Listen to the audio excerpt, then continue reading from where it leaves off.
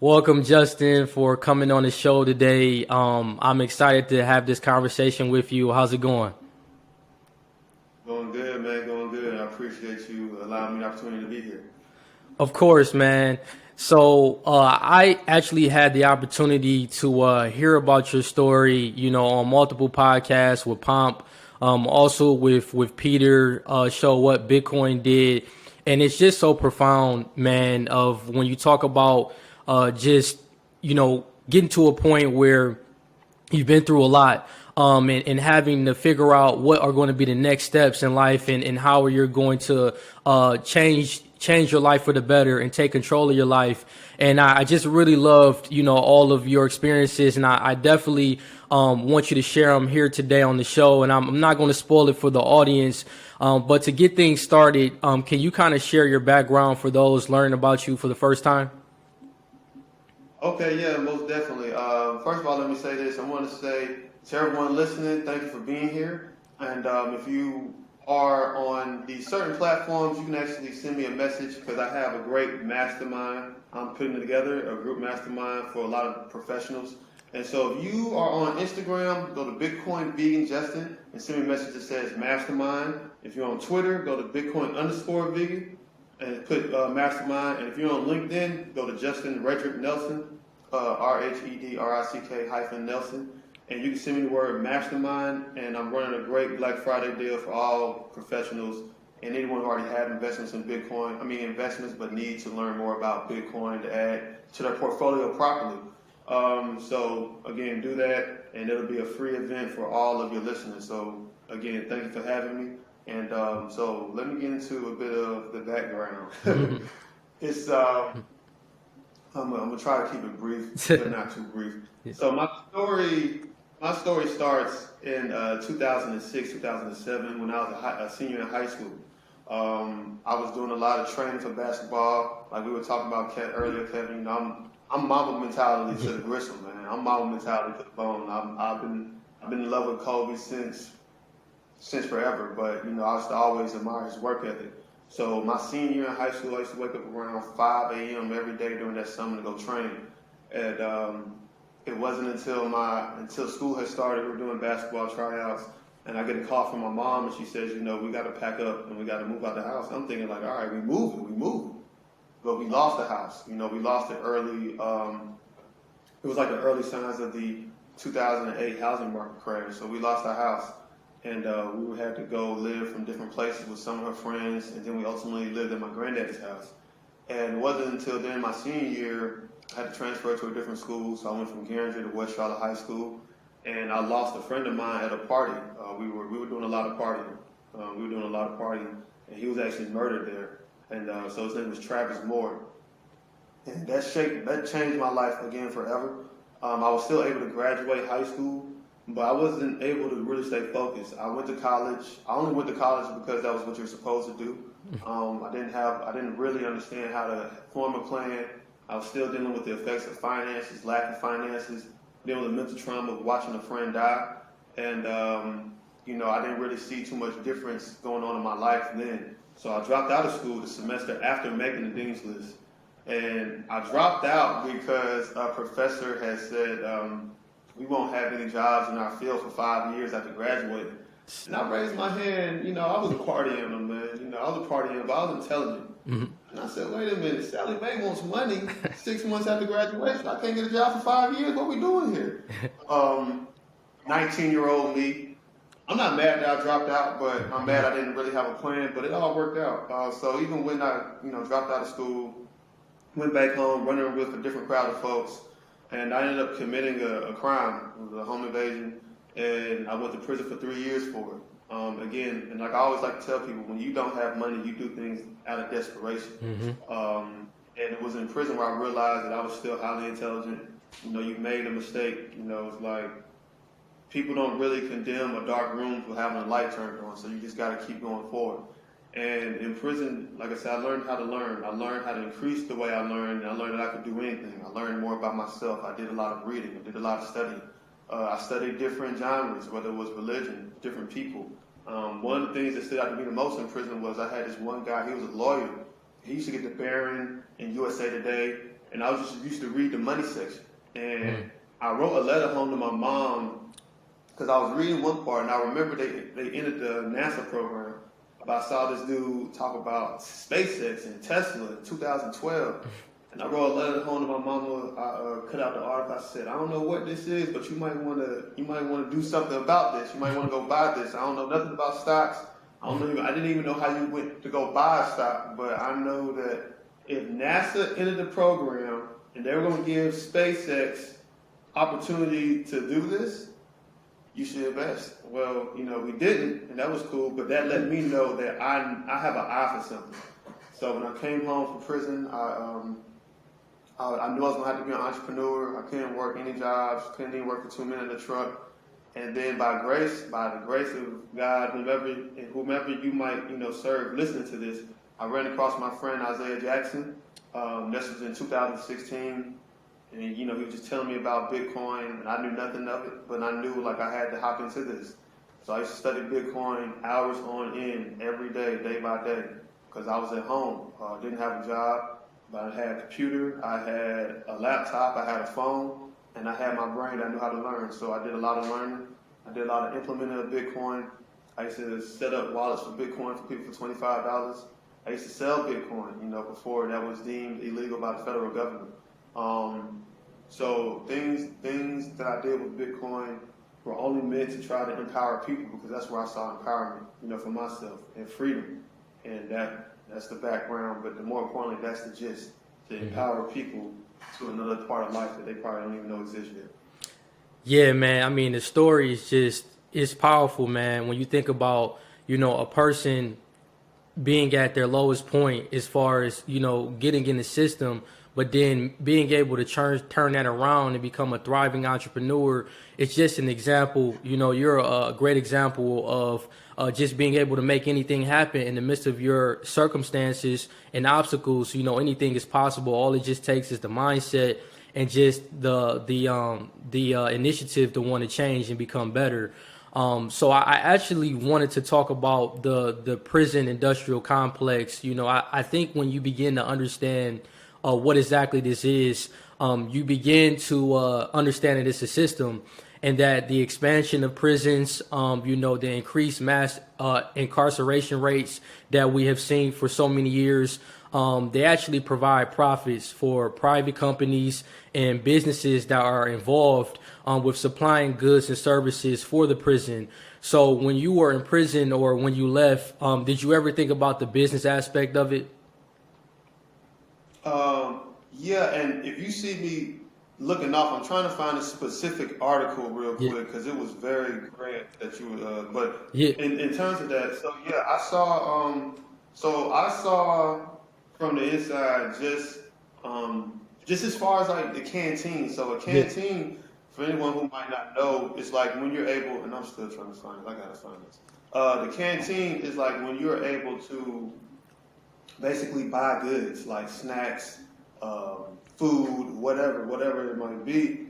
And from there, I was looking like, okay, these are the companies that are in here. How did these? I thought prison just had like generic stuff. You know what I mean? Like you didn't really get nothing great.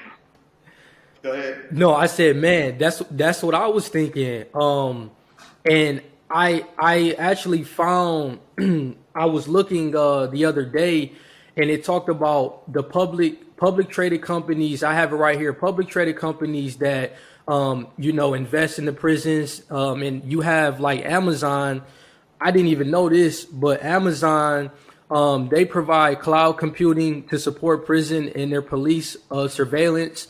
Berkshire Hathaway, they have a subsidiary called Shaw Industries. They use prison labor, and they provide equipment, utilities, and uniforms to prisons and jails. I mean, there's a lot of people in this game that I didn't even know. A lot of big companies that, we see that's publicly traded. It's crazy, man. When you really think about all of the parties involved and profiting off of this system that, completely oppresses, mainly us. It's almost 60% of blacks that are actually in the system. So it's sad, man. When you think about just profiting, how these higher corporations are profiting off of oppressing others and just keeping them in a lower state. I'm sure with you like this. It is depressing, but it's business. All right, like I'm gonna be all the way honest Yeah, with you. that's real. Like Yeah. one thing we notice in prison is this: that it is you are able to be a slave, an indentured servant. So slavery is only legal in prison. Mm-hmm. All right, so slavery is legal in prison. I was in North Carolina Department of Corrections. I worked for as much as $1 a day. Yeah. All right, $1 a day. So that type of indentured servitude is there. And I was not at a prison. Let me say it like this: I wasn't at a prison that I could actually tell what company was benefiting off of me being there. Yeah. However, taxpayers' dollars, that's where like the money that taxpayers pay, right? You're paying taxes, going to the Department of Corrections, and these other companies are benefiting off the tax dollars you're paying. That makes sense? Yep, I understand. So, and this thing just keeps looping on in this circle, which means we need more bodies in beds. So, Randy, you have folks who out there who commit crime that they committed, but you know, sometimes it's like, it might be a little bit too much. But within that, the number one thing I noticed was the fact that either this was a very real scenario. So I was in prison. There was this guy. He came in, and you know, you could tell the guys who kind of cocky. They got some prison money. They got prison clout money. They're penitentiary rich. And you know, he was working at another prison, but he was helping build the prison. I'm like, what type of cannibalistic stuff is this? Number one, but number two, he was getting paid $15 a day. No, it was either $15 a day or $15 a week.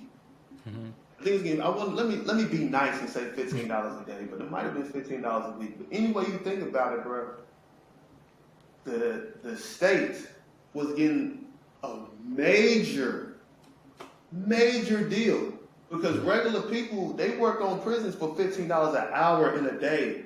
You know what I mean? 8 times 15 is what? What, 120, 100 some odd, $100+ dollars, right? Yep.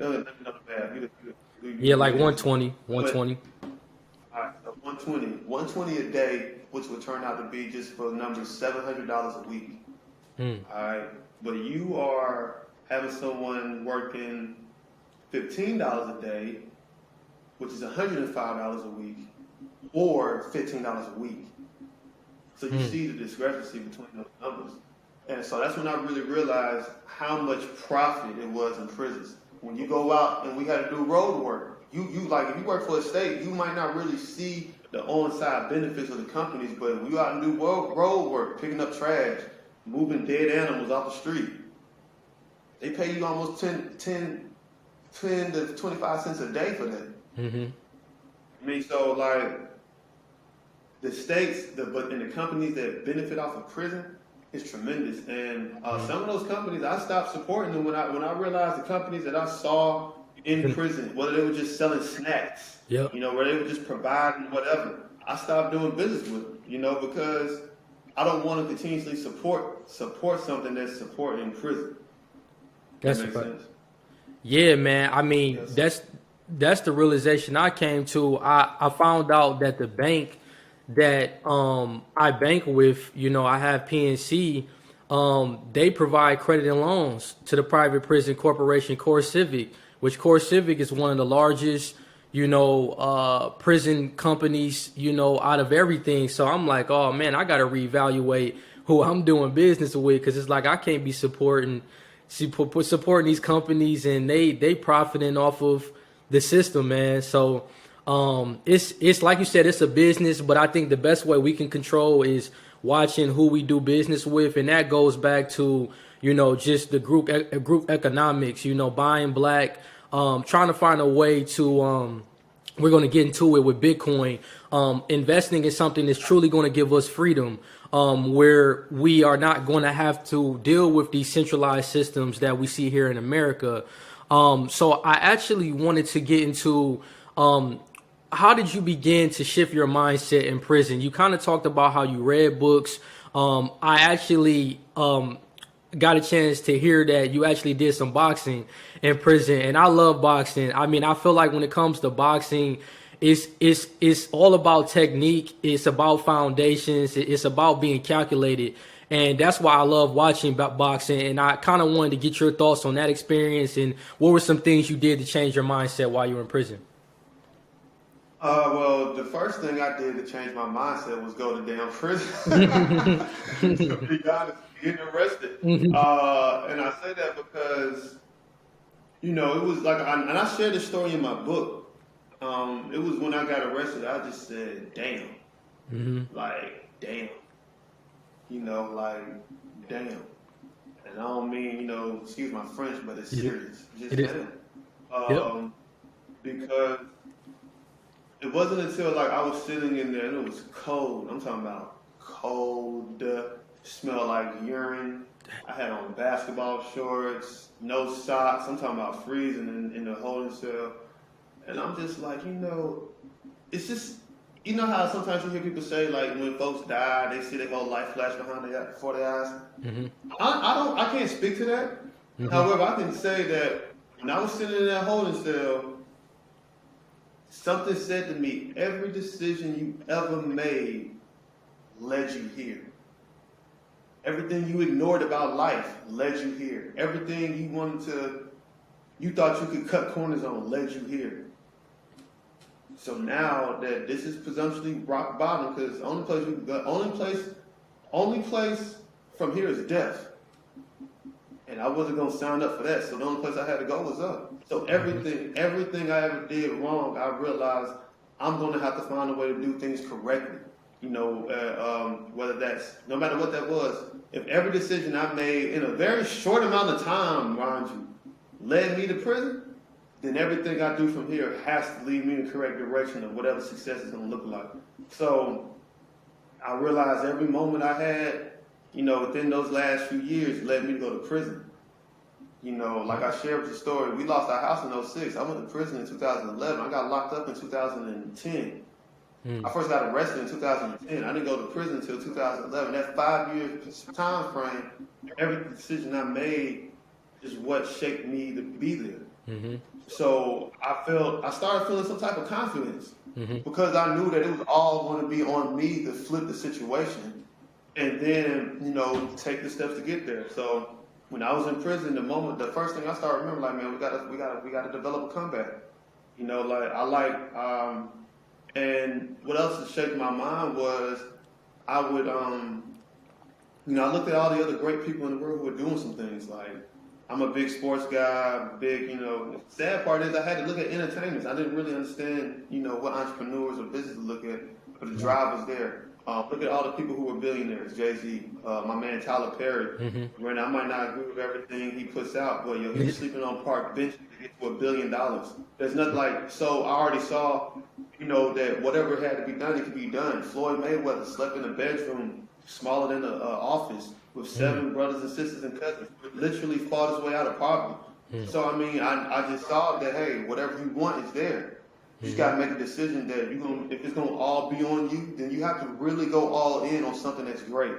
Because there's no pussyfooting around when it gets down to it, man. Like, you have to, if you realize, even if you have a job now, you don't have to go to prison. That's another thing I tell people. You don't have to go to prison. You could be imprisoned in your mind. Your time could be imprisoned to someone else.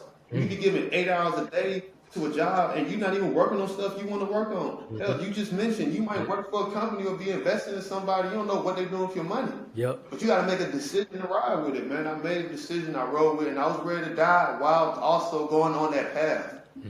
Because I realized that, hell, you might die doing what you love, but if you're on the path, somebody else will pick it up. You know what I mean? So the decision was to commit to whatever I need to commit to, and to also do so in the face of adversity, and to do it without having a game plan, without having someone, a necessary blueprint.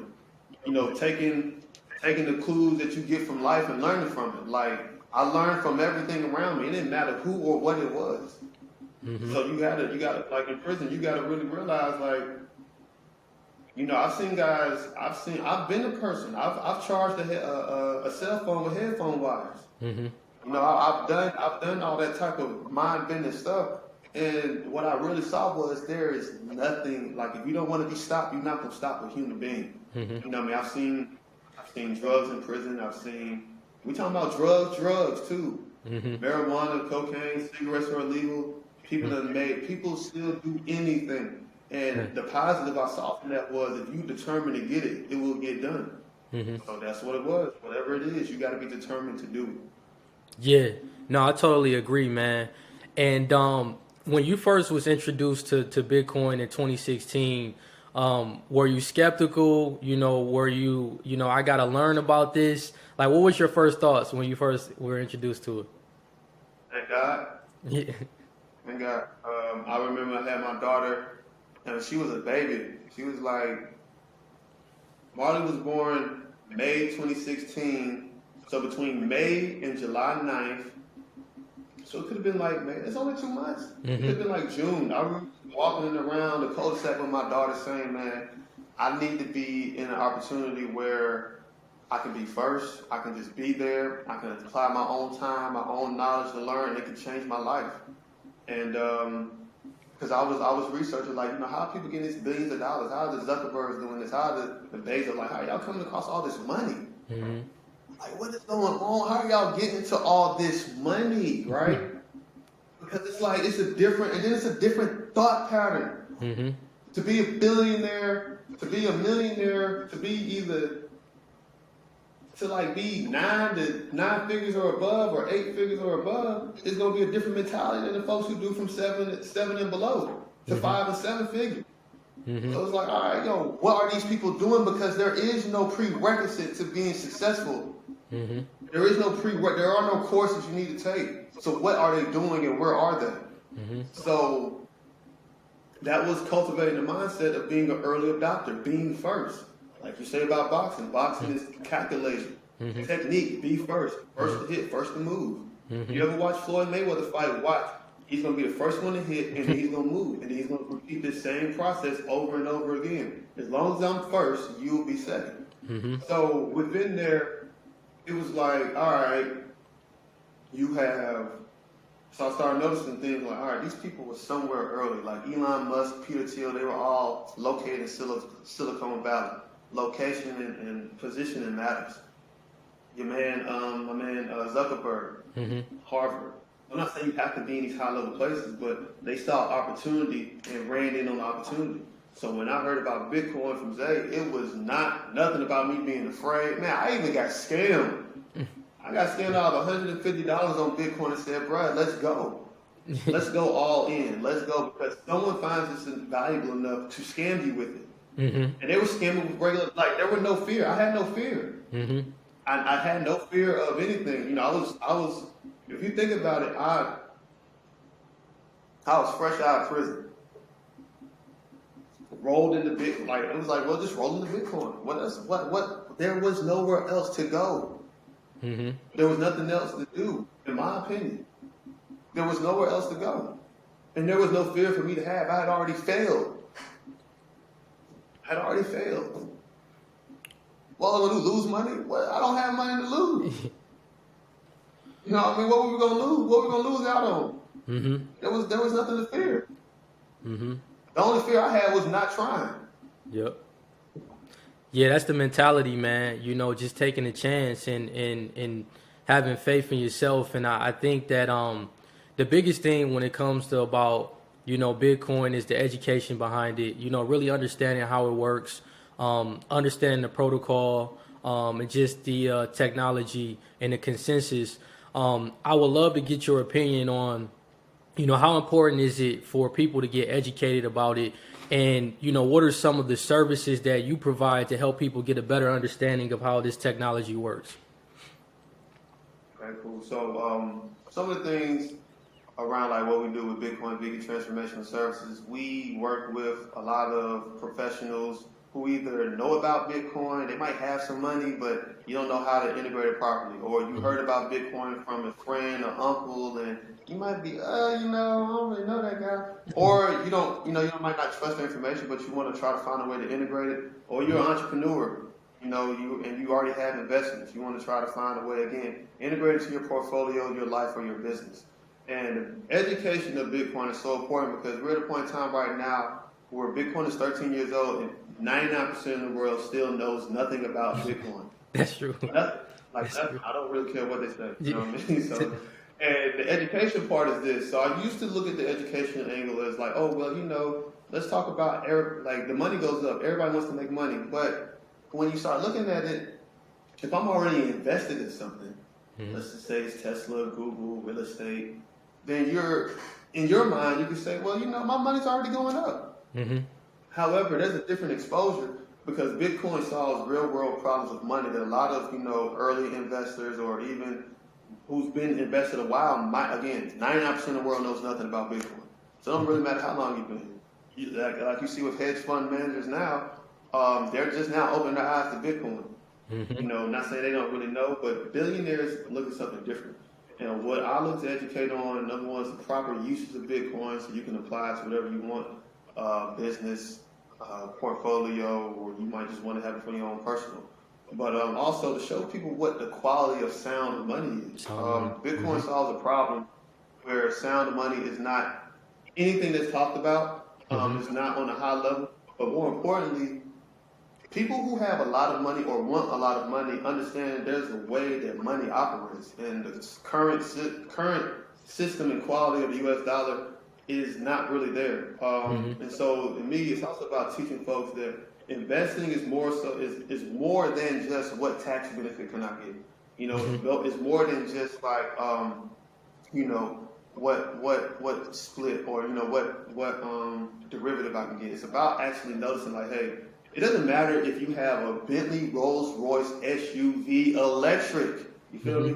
If you're riding on a highway that gets worse over time, the potholes go from small to huge. Then the road starts developing spikes. Like, how did that happen? Then there's fire, whatever. Your car could be so great. Your investment, your asset can be so great. But if it's running on a bad highway, like, the current system is with U.S. dollar and a lot of paper money, then your car will end up on the side of the road with the other Houthis. So you gotta really, like, you can ride longer than everybody else because you might have a better vehicle. But eventually, your vehicle will fall victim to the highway. Your investment will fall victim to the money. And one more point, like all the money that was printed last year. Crazy. And then, so check this out. Here's the thing. Someone on this call might be like, well, I'm doing well on this. I'm doing well on that. You can be, right? But let's add another layer. Yep. How many trillions of dollars were printed last year? 25% of our total money was printed last year. Yeah. Right? The M2 money supply has been discontinued, so you don't know how many dollars are out there in circulation. People are saying that inflation is 5%. Inflation could very well be about 15%. Yeah, it's way higher, bro. It's way higher. It's manipulated. The CPI is manipulated, bro. The CPI is manipulated. So here's one more thing. It's crazy. It's crazy. So here's another thing. You now have a president who's talking about having you taxed on unrealized gains. So guess what? And they can do it. Why? Because you run on their highway. Yep. So about Bitcoin, then how we educate is that number one, security first. I always show people how to secure their Bitcoin. There's a lot of people out there who lost millions, because they didn't know proper security of Bitcoin. They were listening to the wrong people. Number two, it's about noticing why Bitcoin is decentralized and outside of institutional control. And why that's a positive. Why is that a positive? Because again, hey, Bitcoin really saved the world in 2020. If it wasn't for Bitcoin, let's look at it like this. Stimulus checks were printed. People were able, before, let's say Bitcoin wasn't here, stimulus checks were printed, that money would have gone right back into the economy. Folks would have been without nothing quickly. Bitcoin was here though, stimulus checks were printed, folks could put money in Bitcoin. Now you have a way to buy Bitcoin and this is a total anomaly. What took place in 2020 was an anomaly. Not the fact that we went through a crisis, not the fact that we went through a pandemic. The fact that the government was printing money and you had the opportunity to buy Bitcoin with it, will probably never happen again. Mm-hmm. So, but that decentralization, that power over that money, allows you to have pure financial freedom that has never been seen until now. So again, like we were saying with the highway, you can be doing well, but if they can talk about taxing unrealized gains, that you will pay. Mm-hmm. You will pay, and they have systems in place for you to pay it. Mm-hmm. And you're the Bentley SUV that's going to end up on the side of the highway with all the other hoopies. Yeah, man. I mean, you're really speaking right now. I think that fiat currency, man, is manipulated. You know, we've seen the dollar devalue so much, you know, so for such a long time that people are starting to understand. I think that there's still a lot of people not educated about Bitcoin, but people are starting to understand the system as far as, you know, everything is manipulated. We talked about the CPI, you know, the consumer price index. You know, they come out with, you know, these core inflation levels, you know, 4 or 5%. But if the CPI was calculated as how it was back in 1980, inflation would be like somewhere around what you said, 15%, 13 to 15%. So I think that you want to get out of the system of manipulation. You know, I think with the Federal Reserve, they can completely manipulate the money supply with interest rates. And I think that an investor has to look at ways of how they can have freedom. And I think that Bitcoin gives everyone the opportunity to have decentralized money, have sound money, but it's a decentralized mindset. You don't want your money tied to the system. You don't want your money controlled by these centralized authorities. So getting out of that system is really going to allow you to thrive and really have control of your money, you know. And I think that I actually want to get your opinion on, you know, how do you feel about, I know the Federal Reserve, they came out over the summertime, and there's been a lot more talks now, but they're trying to do a centralized digital currency where they can see everything. You know, they will have their own wallet. I know for myself, I'm not going anywhere near it. You know, I think, like you said, buy your own Bitcoin directly, have your cold storage, and call it a day. But how do you feel for the people that don't really know about the differences? Can you kind of explain what a centralized digital currency would do for America? Like, you know, how that would impact Americans if they actually fall into that system. And, you know, it just gives the Federal Reserve more control in my eyes, you know, to see everything that you're doing with money. So let's be all the way frank. They're gonna see everything you're doing now, and people really, it's gonna be a transition that the average person will just be like, oh, okay, cool. Yeah. It's gonna be. I mean, really, to be perfectly honest with you, and I can say this now that Bitcoin is here. Mm-hmm. They'll keep their same core rules and principles around it. They might shift it some more to fit what they want. But if the CBDC, you know, they actually issue this, it'll actually put people. You only have two currencies to choose from, either theirs or Bitcoin, because everybody else, you know, their own country coins might happen, but it's just going to be more. It can be now. Now the restrictions can be a little bit more tighter. Yeah. Just because of how the issuance would happen, right?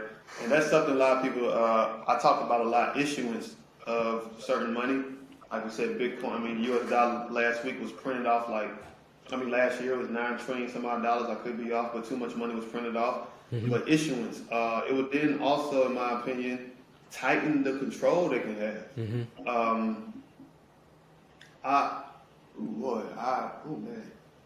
The rug pulls, the implementation of crazy restrictions would just be a tad bit easier because now you are all dialed in on one quote unquote app. Yep. And we can program this money to do what we want it to do. So it won't really. Matter of fact, I think now that I say this out loud, it could actually open more folks' eyes to the overall manipulation and restrictions they have on money. Yep.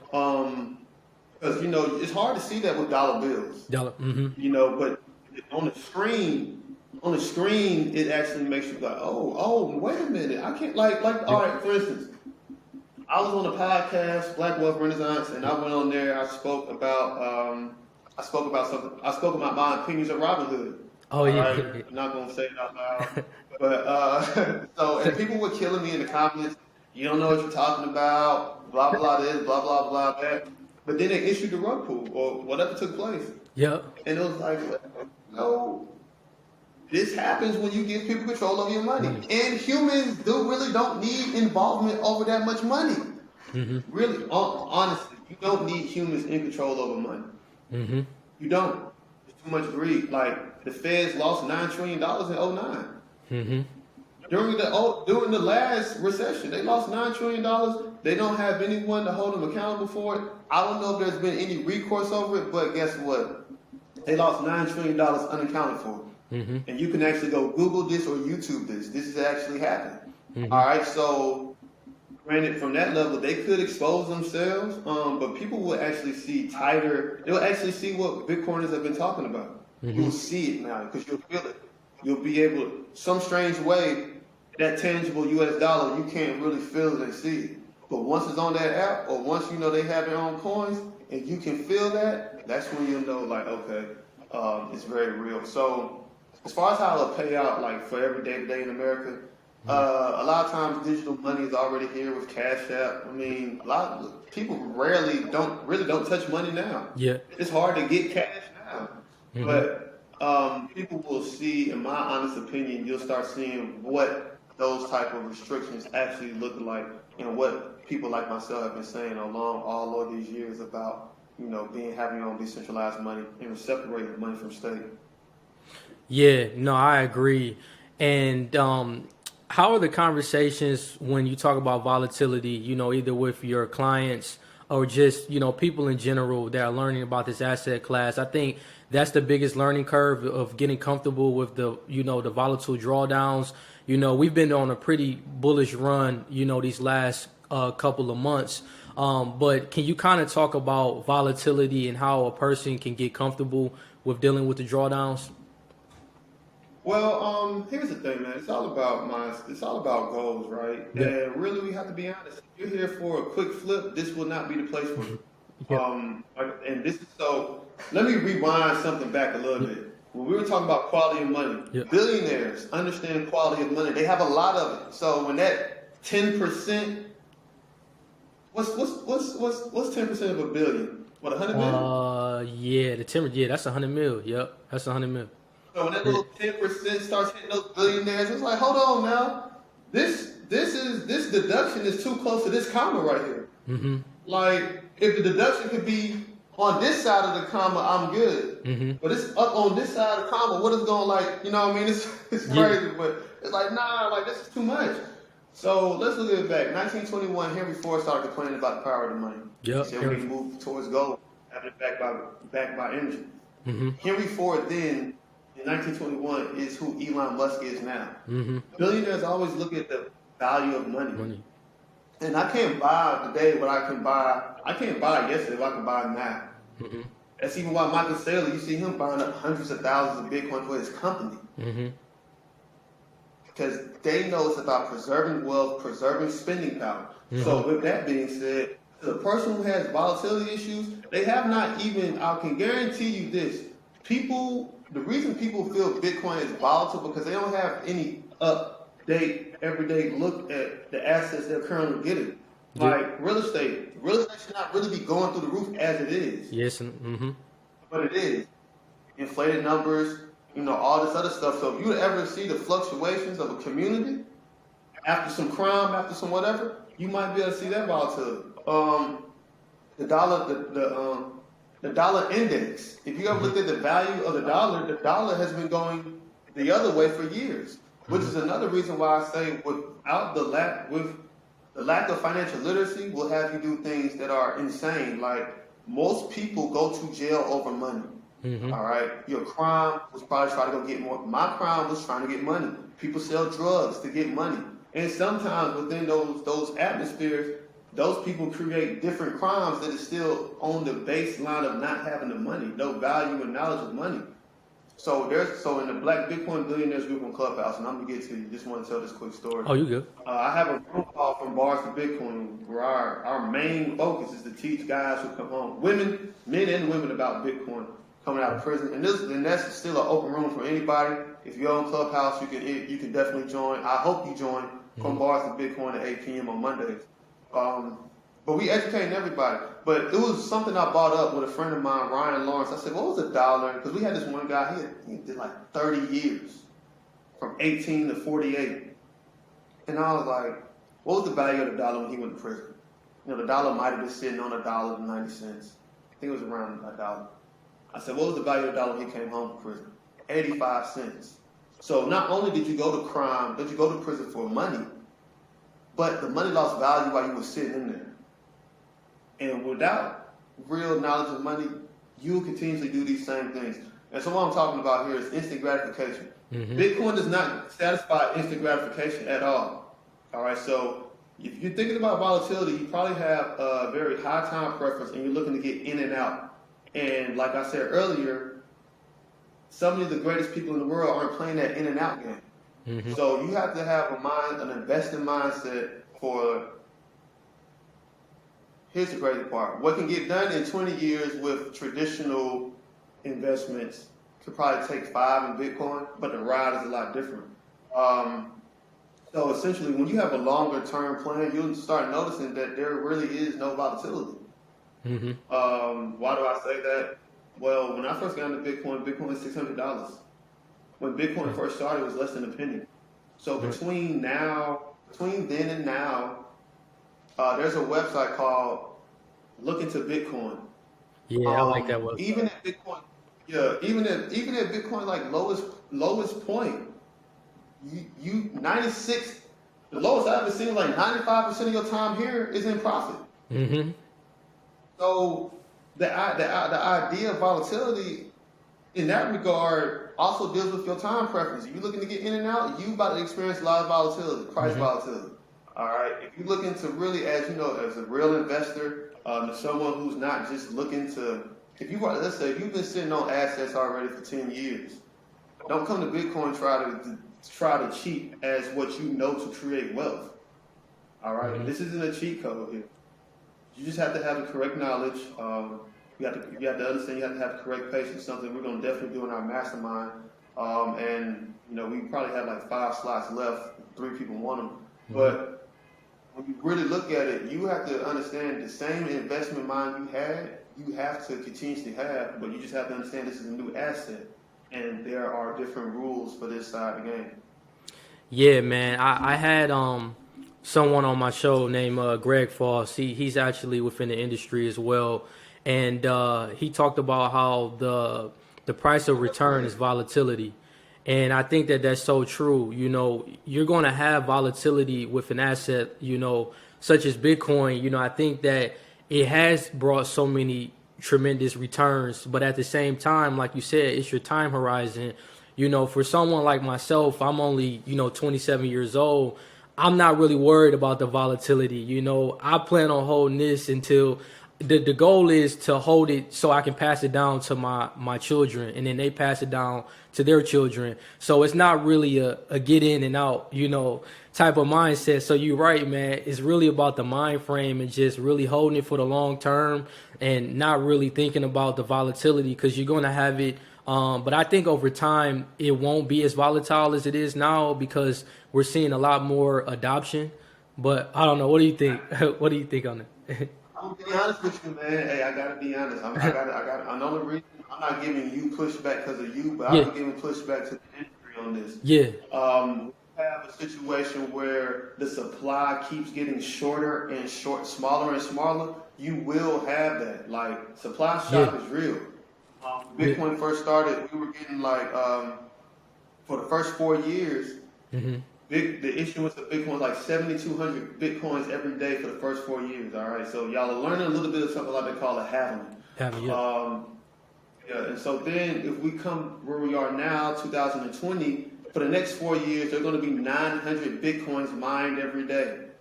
And then after that, it's going to go down to 450. And so I really can't sit here and say I ever see The last Bitcoin to be mined will be in 2,140, and I did say 2140. So for those listening, if you think, oh my God, trust me, if you hear that long, you good. But you know what I mean. But really, that's why I say, man, it's hard for to say that there will ever be price stability when you have a supply shock that's going to happen automatically and that no one can get in front of. So that's the only thing I would say about that type of pushback, because again. And then you'll have more countries coming in, you'll have more companies coming in. So man, I don't know. Like I cannot say 100% that there will ever see that stability because of how Bitcoin is internally made. Yeah, I agree. I definitely think the supply shock, when you talk about the halving, that is going to create some volatility as the number of, I guess you could say, coins in the system, or the supply as it reduces, it's just going to cause more volatility. So I definitely agree with you. Look at the volatility that's happening. Look at the volatility in what's taking place in great example. All of those cargo ships stuck at sea. Oh yeah. Right. Supply has gone down. What has demand done? Gone up. No. What has happened with the price? This is something that will never stop happening. Yep. As long as there's a supply shock, the price will go up. The only place I've seen this take place where it doesn't make sense is in the beginning of the pandemic, where there was a coin shortage, but you did not see the value of the coins go up.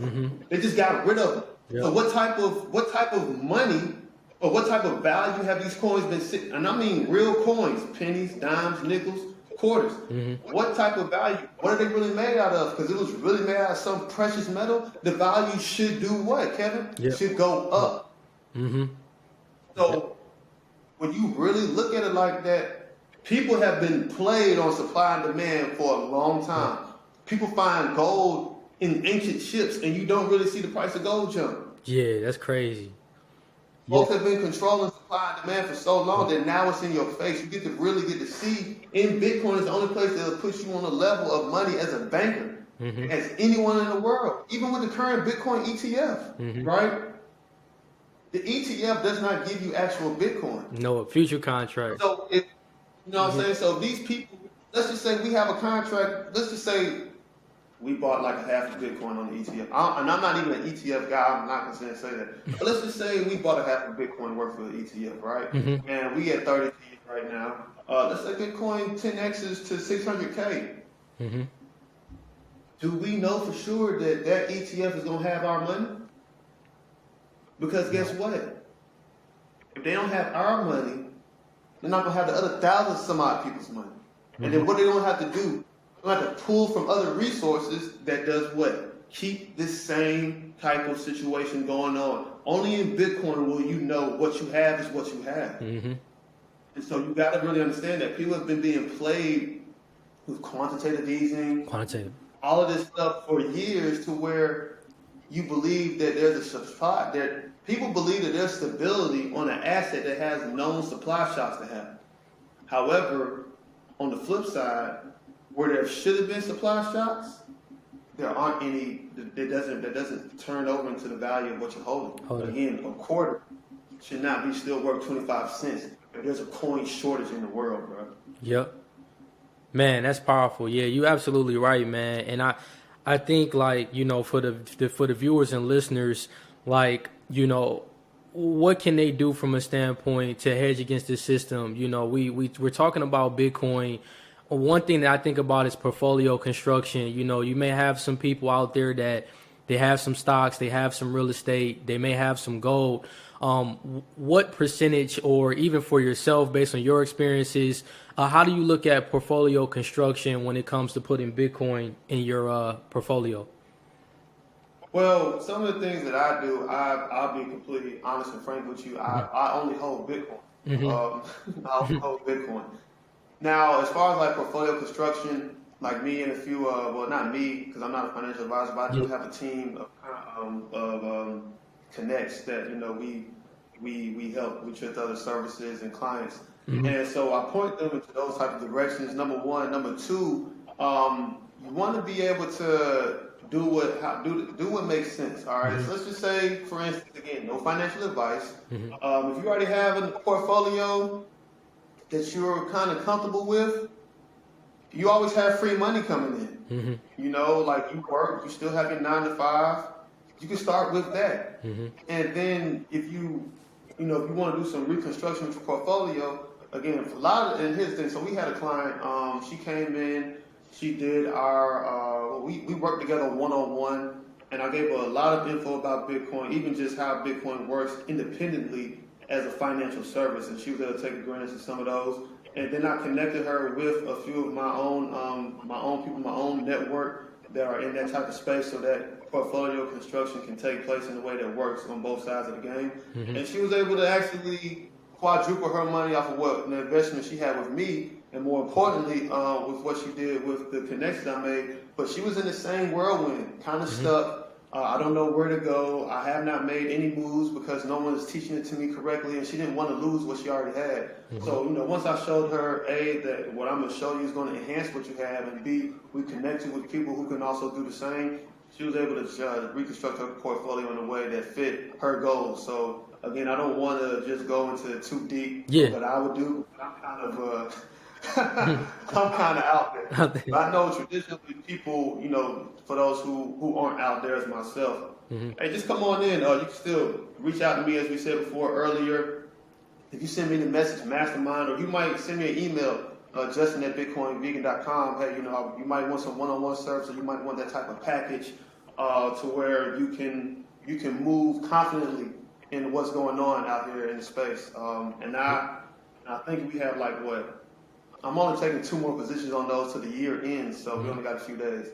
But as far as that, I definitely feel it's best to have that mindset before I would say, from that type of level that I am. I would say use the money that you earn already, free money, whether it's through your business, whether you might have a side hustle, whatever. And then you can actually see what it would look like, as the money you have, and you already have your investments, and you could be like, I have friends who say, bro, I don't even touch my investments no more. I don't add nothing to them no more.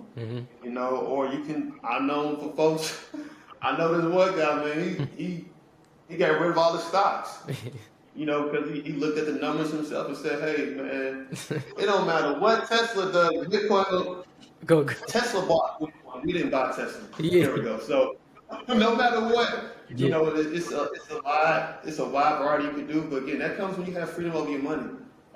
Again, Bitcoin is about having freedom over your money. And once you understand that you have a level of freedom, you'll be willing to take on any risk. And here's the other, well, I don't want to say any risk, but here's the thing: whatever penalties you might. All right, so I have a friend, and they were like, well, I have Bitcoin I have an IRA. I'm like, all right, cool. And they're like, well, I'm scared of the tax penalty. I'm not 59 and a half, and I don't really want to pay, the 10 to 15% tax hit that's going to give them. I'm like, I understand that. And then I showed them the graphic Bitcoin. I said, well, Bitcoin 10x in less than a year. So take that for what it's worth, man. No, that's true, man. I mean, myself personally, I have a certain percentage in equities. I have about 75% in equities, and then the rest of that 25% is I just invest in Bitcoin. I do have some silver too, as well. I do want to get some gold. I think that, the Bitcoin versus gold conversation, I mean, so many people go back and forth. The way I look at it is I think gold is more of insurance, whether you're looking at gold and silver. Silver has more of a utility to it, but I think that it does, fit in someone's portfolio, but, everyone is different. And then Bitcoin is just really, it's the sound money principles that we have talked about throughout this episode. And I know a lot of people say, it's more of a speculative asset, but, I don't really look at it as speculative. I think that this is going to completely transform.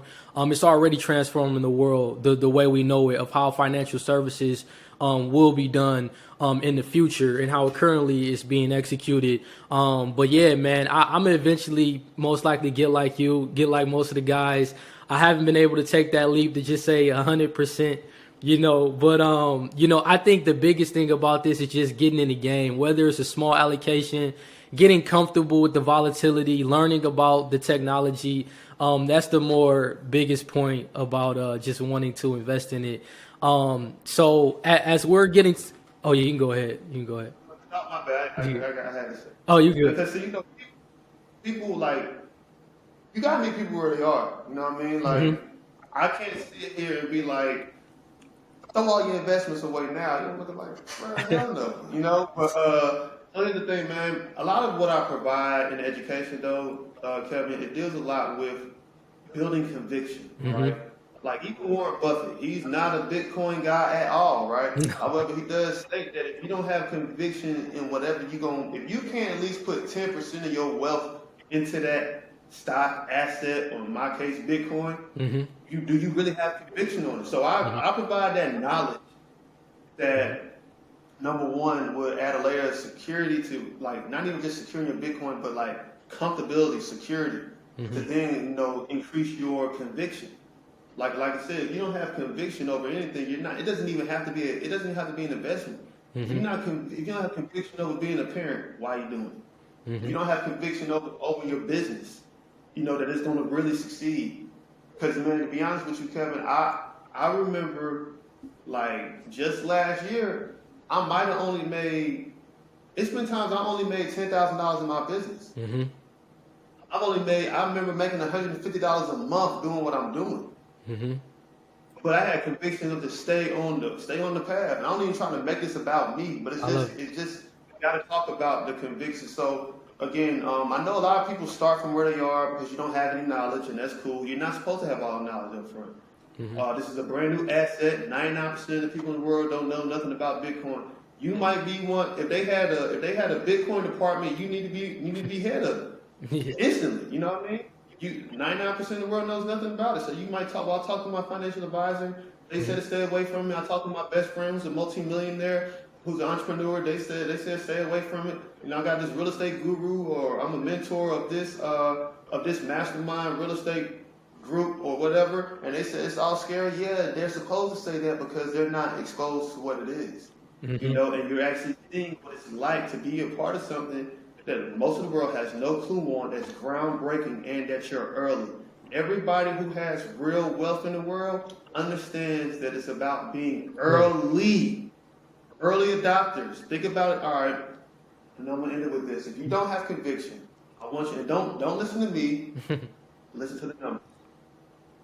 If you were the first 1% of the global population to either build a business on the internet, invest in Facebook or Amazon, where would you be today? Right? If you were the first 1% to purchase gold, to be lucky enough, blessed enough to have that much control over the world, how wealthy would you be today?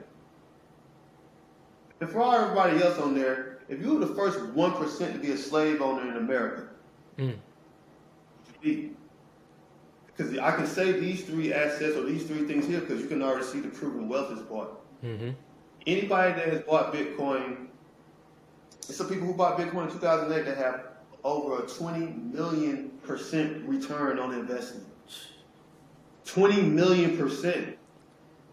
Me, myself personally, I'm only at 1,000%.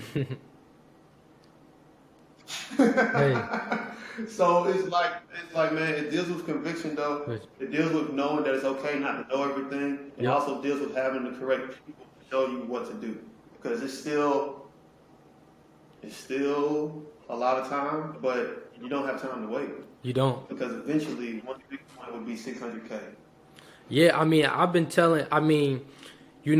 me being in a financial planning space, I definitely understand where you're coming from, how you have older financial planners that, they know about it, but they're not really wanting to have those conversations around Bitcoin because either they don't really know much about it, or they feel that it's too volatile, or, it can draw down a person's portfolio. But I'm, more of a younger financial planner. So I just try to educate clients about it. You know what I'm saying? Because I think that, like I said, the best way you can get someone to, be committed or wanting to learn more about it is just trying to build their understanding of it. Because if you're just trying to recommend something, but they can't get over the volatility, it's not going to really help them. You got to tell them, why you should hold it and how to deal with the volatility. I think a lot about with finances is psychology, man. It's really mental on, dealing with the ups and downs of whether it's a stock moving or even with Bitcoin moving. So it's all really a mindset. And yeah, man, I just try to educate my family and friends because we're still early. Like you said, it being 13 years old, a lot of people think that the ship has passed. But I mean, come on. I mean, I think that this asset is going to go up for a long time. I don't think this thing is just going to it's not a cap. It's not a cap to Bitcoin. There may be a cap on the supply, but kind of like how we talked about the supply and demand aspects, Bitcoin is probably one of the assets that as the supply goes down, the value of it is just going to continue to keep going up. Whereas you have stocks, you have gold, everything is so manipulated with our system where, you've already explained it. It's just crazy. But I guess one of the last things I wanted to ask you, man, is talk about your book, From Bars to Bitcoin, kind of encourage people out there why they should go and get the book and what drove you to want to become an author. Man, From Bars to Bitcoin is, so the intro when I said, from homelessness, went to murder, prison, all of that. The book shares that. The book goes into that detail. However, the book is also designed for people to feel like, for those folks who walk to the beat of their own drum, for those folks who are like, they're not a loner, but they go after. They're high achievers. But you go at when you're a high achiever, when you're doing this, you are really on a lonely path because you're around people who are like just mediocre. Just going to say the average. And so the book gives validation that, hey, you're doing exactly what you need to be doing. The book is also is a transformation book because you'll be able to see, like, am I really applying all I can apply? I tell stories where I went to go meet, I tried to land a coaching deal with a company, and I was riding my life on that deal. It did not go through, and I had to revamp it all over. So the book is confirmation that you're doing the right thing, keep going. And if you're not doing the right thing, you can take from this story to do so. Because at the end of the day, you have to be able to take chances on yourself. And you got to wake up, the book is, you got to wake up the hidden giant. You got to wake up the sleeping giant. You got to wake up the wolf, whatever you want to call it. That part of you that's been lying dormant because you've just been accepting what everybody's giving you. You've been accepting what your job's been saying, what your wife's been saying, your husband, your employer. You've been accepting that. You need to wake the hell up. You know what I mean? So the book is definitely that journey. And again, everybody might not be in prison. Your ultimate destination doesn't have to be Bitcoin. But you have somewhere you're starting that you need to get to, and that you are in your own damn way. And that book is going to be that guide to get you moving step by step and open your mind to say, hey, I can do this no matter where the hell I'm starting. Yeah, man, I definitely encourage everyone to go and support, go and get the book. It's actually on my book list to get it soon. And I also want to check out Isaiah's book, Bitcoin and Black America. So I think you two guys, everything you're doing on Clubhouse, even with your Clubhouse from your channel From Bars to Bitcoin, and even what he's doing with Bitcoin billionaires, I think that it's really good on just educating people out there to understand about this asset class and really understanding the freedom that we have to really get out the chains of the systems that we have in place here in America. So, man, really the last question here, how can everyone, the viewers and the listeners, connect with you on social media and learn more about your story? Okay, cool. So, as I said at the beginning of the call, if you're on Instagram, Bitcoin Vegan Justin, send me a message or shoot me the word mastermind. If you're on Twitter, Bitcoin _vegan. You can do the same there. Say, hey, I heard you on Kevin's podcast. Just whatever, reach out. what's the other one? LinkedIn, Justin Rhedrick Nelson. Again, shoot me. Everybody send me the word masterclass. All right, masterclass. I mean, not masterclass, but mastermind. And if you're on Clubhouse, follow Black Bitcoin Billionaires on Clubhouse and check out my weekly room called From Bars to Bitcoin, 8 p.m. every Monday. All right. So we'll be having one on this upcoming Monday as well. So you can check me out on all those. And if you're an old school person, you might not be on those social media, Justin at bitcoinvegan.com. That's my email. Please reach out. Excuse me. And if you are anyone that's interested, you want knowledge, you need education, real in-depth education. If you like what you heard here, you can just send me the word mastermind, and we'll start communicating. My team will reach out to you again to get some things set up to see how you can get you moving forward. Yeah, everyone definitely support the mastermind class that he has coming up. Definitely learn about his. He has a Bitcoin course on his website as well. So definitely go ahead and check all that out. Yeah, go ahead. One more thing. From bars to bitcoin.com. If you want to buy the book, go to from bars to bitcoin.com. I'm kind of limited on supply now, but you can go there. We have a backlog ready. And if you want it autographed, go to frombarstobitcoin.com, and you can even message me saying you want an autographed book, that you're one of Kevin's listeners. If you didn't come from Kevin's listeners, I'm probably not going to give you no autograph. So if you're one of Kevin's listeners, let me know. All the guys that buys from my website, frombarstobitcoin.com, you buy from me directly, I can send you an autographed book. And I am waiting on supplies to come in, so it may take a little bit of a time, but again, frombarstobitcoin.com for anybody who wants an autographed book. And I'm available on Amazon as well for people who can't wait. That's good. Yeah, I definitely I'm gonna join the Clubhouse. I tune in to Bitcoin Black Billionaires, but I didn't know you had your own. I thought you were kind of in the same group, so I'm definitely on that on Mondays. I'm in the group. I'm Oh, in okay. the group. Okay. It's like we got this one big club. It's just that we got separate rooms. Oh, okay. So my room is still a part of Black Bitcoin Billionaires. Okay. On Clubhouse. Join the group. You'll be able to see when my room comes up on Okay. Mondays. So I'm not creating another platform on Clubhouse. I'm gonna use the one that's already there and grow from there. Great, man. Well, everyone definitely support Justin. He's doing a lot of great things in the Bitcoin space. And as always, if you all can continue to like and subscribe and share this video if you're watching on YouTube, on the podcast outlets, continue to rate, leave a review, and just share this message of just financial literacy with your family and friends. And I'll put all of Justin's information in the show notes. I'll put my link tree in the show notes so you can connect with me on my social media platforms. And Justin, thank you again for coming on the show. I really enjoyed this conversation. No problem, man. Appreciate you for having me, man. Of course. Sir.